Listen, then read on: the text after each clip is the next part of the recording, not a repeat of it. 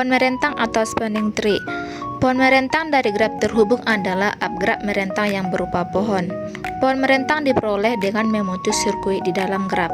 Pada gambar kita lihat terdapat graf atau G, T1, T2, T3, T4. Di sini kita akan membuat subgrafnya. Untuk T1 kita ambil dari G, maka T1 disebut pohon merentang karena diambil dari graf. Graf pertama ini bukan pohon karena terdapat sirkuit. Nah, jadi T1, T2, T3 disebut pohon merentang yang merupakan subgraf yang memutus sirkuit dalam graf.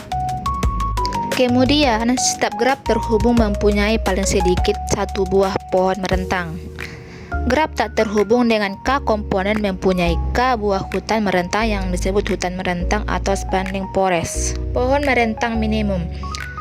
Graf terhubung berbobot mungkin mempunyai lebih dari satu pohon merentang. Pohon merentang yang berbobot minimum dinamakan pohon merentang minimum atau minimum spanning tree. Dapat kita lihat contohnya. Kita mau buat pohon merentang. Jadi di sini semua simpul kita ambil yang paling kecil atau yang paling minim. Dari graf ini, nah misalnya kita AKC, kita ambil AKC cuma satu, maka kita gunakan 25. Dari C ke E cuma satu, jadi kita ambil yang 40. Kalau misalnya kita buat A ke B itu akan sia-sia karena nantinya sudah ada E ke B, bobotnya ada 5 ataupun yang paling minim atau yang paling kecil. Nah, sekarang kita ke D. Di sini ada dua pilihan, yaitu D ke A 45, D ke E 20. Kita pilih yang paling kecil, yaitu D ke E 20.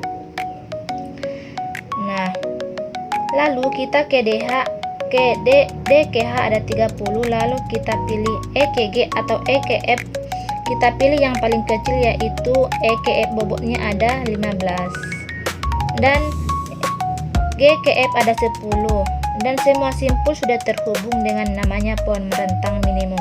Nah, untuk menentukan pohon merentang minimum ada dua cara. Yang pertama, algoritma prim. Langkah 1, ambil sisi dari graf G yang berbobot minimum, masukkan ke dalam T. Langkah 2, pilih sisi U, P yang mempunyai bobot minimum dan bersisian dengan simpul di T.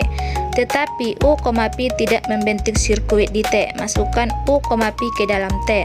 Langkah 3, ulangi langkah 2 sebanyak N kurang 2 kali. Yang kedua, algoritma Kruskal. Langkah 0, sisi-sisi dari graf sudah diurut menaik berdasarkan bobotnya dari bobot kecil ke besar. Langkah-langkahnya, langkah 1, T masih kosong. Langkah 2, pilih sisi U, P dengan bobot minimum yang tidak membentuk sirkuit di T. Tambahkan U, P ke dalam T.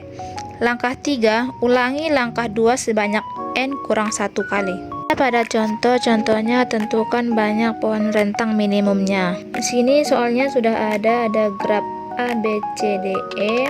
Nah, di sini sudah diurutkan dari sisi bobot terkecil ke besar.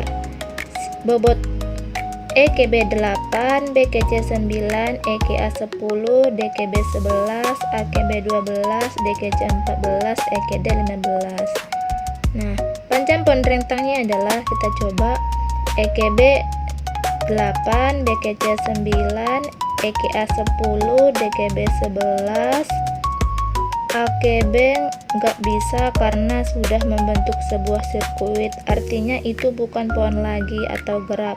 Maka otomatis jika AB tidak bisa, maka DE dan ED juga tidak bisa, jadi cuma mentok di DB. Maka panjang pohon rentangnya adalah 38.